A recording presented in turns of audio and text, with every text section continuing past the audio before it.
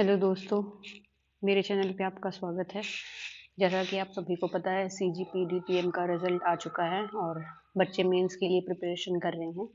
मैं यहाँ पे आपके लिए CGPDTM के प्रीवियस पेपर के कुछ क्वेश्चंस लेके आई हूँ जो मैं आपको यहाँ पे सॉल्व करवाऊंगी। जैसा कि आप देख सकते हैं ये क्वेश्चन नंबर है 11 सेक्शन डी का, जो कि लिखा हुआ है indicate if the following processes are allowed और नॉट। मैंने पहली रिएक्शन ली है, वो है pion plus proton getting converted into pion plus neutron.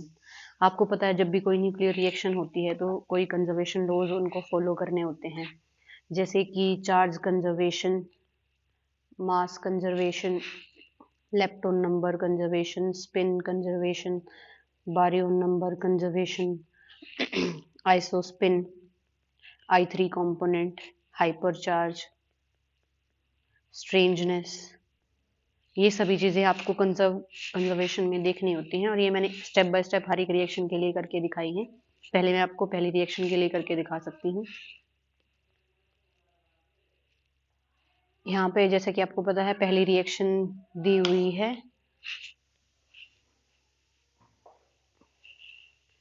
पायोन plus proton getting converted into pion plus neutron. सबसे पहले मैंने कंजर्वेशन के लिए लिया है चार्ज। पाई माइनस का चार्ज है -1e, प्रोटॉन का चार्ज है +1, पाई जीरो का चार्ज है 0 और न्यूट्रल आपको पता है न्यूट्रल होता है 0। तो दोनों साइड, लेफ्ट साइड और राइट साइड, दोनों ही तरफ चार्ज हमारा कंजर्व्ड है, तो चार्ज कंजर्वेशन ये रिएक्शन फॉलो करती है। अभी आ जाते हैं स्पिन या एंगुलर मोमेंटम कंजर्वेशन के लिए। सभी पार्टिकल्स के लिए, एलिमेंट्री पार्टिकल्स के लिए एक टेबल फॉर्म में स्पिन, चार्ज या ये इंफॉर्मेशन गिवन होती है, वो मैं आपको अगली वीडियो में प्रोवाइड कर दूंगी।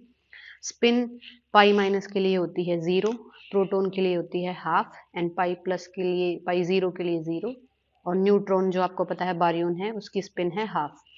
अभी जब भी हम स्पिन या एंगुलर मोमेंटम कंजर्वेशन देखते हैं तो वहाँ पे हमें वेक्टर एडिशन फॉलो करना होता है। फर्स्ट कंपोनेंट है 0, दूसरा है हाफ। 0 और 1 को जब आप करते हैं तो मैक्सिमम टू मिनिमम आपको जाना होता है, जैसे 0 प्लस हाफ से 0 माइनस हाफ मॉडुलस। जब आप ये फॉलो करते हैं तो आपको हाफ मिलता है, तो left side we get half. अभी हम आ जाते हैं राइट साइड। राइट साइड में फिर से यहाँ पे 0 है और हाफ है। यहाँ फिर से अगर हम वेक्टर एडिशन करते हैं तो हमें फिर से हाफ ही मिलता है। स्पिन कंजर्वेशन के लिए अगर कोई भी एक भी कंपोनेंट आपका अगर मैच हो रहा है तो हम स्पिन को कंजर्व समझते हैं, तो यहाँ पे 1 हाफ एंड हाफ दोनों तरफ ही कंजर्व है, तो स्पिन कंजर्वेशन भी ये वाली रिएक्शन आपकी फॉलो कर रही है। अब चलते हैं बारियन नंबर की तरफ। जैसा कि आपको पता है पाई माइनस एक मेजोन है तो बारियन नंबर उसका होगा नहीं, बारियन नंबर है 0। प्रोटॉन एक बारियन में आता है तो उसका बारियन नंबर है 1। फिर से हमारे पास पाई 0 है, उसका मेजोन, वो भी एक मेजोन है तो बारियन नंबर 0 हो गया, और न्यूट्रॉन एक बारियन है तो उसका बारियन नंबर हो गया 1। बारियन नंबर एडिशन में हम सिर्फ एल्जेब्रिक एडिशन करते हैं, तो 0 + 1 1, यहाँ पे भी 0 + 1 1, 1 इस तरफ 1 इस तरफ, बारियन नंबर हमारा इस तरफ भी क्या है, कंजर्व्ड है।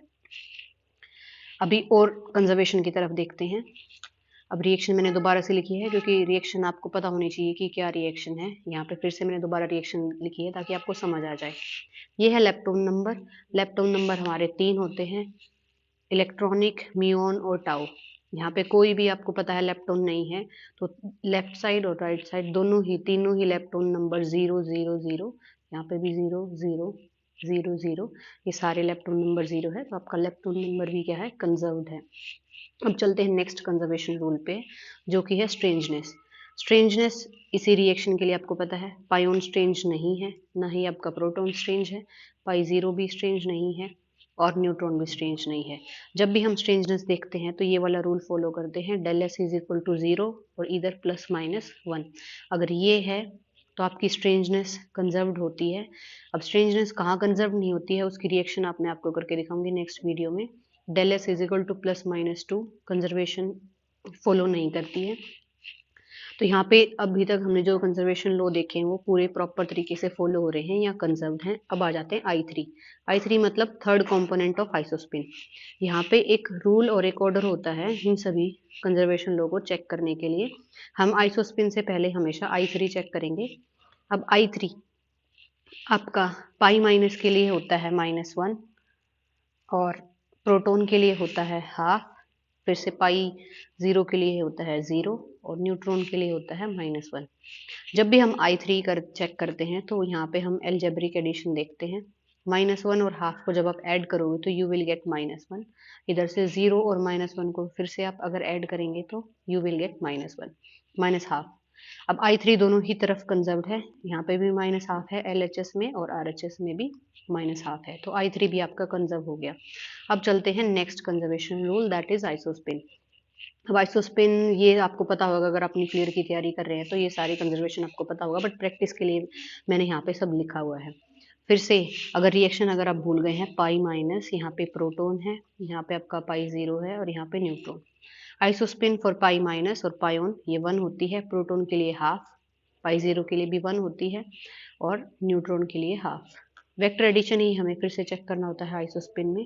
1 और हाफ में मैक्सिमम टू मिनिमम जाना है, 1 माइनस हाफ और 1 प्लस हाफ, तो आपको पता है हाफ और 3/2, इधर से भी ऐसे ही आप करके देख सकते हैं, हाफ और 3/2। आइसोस्पिन के दोनों ही कंपोनेंट मैच हो रहे हैं, एक हो तब भी हम आइसोस्पिन को कंजर्व्ड ही समझते हैं, तो दिस रिएक्शन इज अलाउड, क्योंकि सारे ही कंजर्वेशन रूल इसने फॉलो करे हैं। अब नेक्स्ट जो रिएक्शंस हैं मैं आपको अगली वीडियो में कराने जा रही हूँ, पहले आप मुझे शेयर करके या लाइक करके या कमेंट करके आप बता सकते हैं कि क्या ये रिएक्शंस आपको सही लगी हैं, और CGPDTM के पेपर में इसी तरीके से आपको हर एक कंजर्वेशन रूल फॉलो करके दिखाना है। और ये क्वेश्चन जैसे आपको पता है 10 नंबर का है, और यहाँ पे 4 रिएक्शन दी हुई हैं, हर रिएक्शन 2 नंबर की। 2 नंबर में ये मत सोचना कि आपको सिर्फ छोटा छोटा लिखना है, 2 नंबर पूरे आपको मिले उस पेपर में, उसके लिए आपको प्रॉपर एक्सप्लेन करना है। तभी तक के लिए बाय बाय। अभी नेक्स्ट वीडियो में आपको सारा कंटेंट मिलेगा।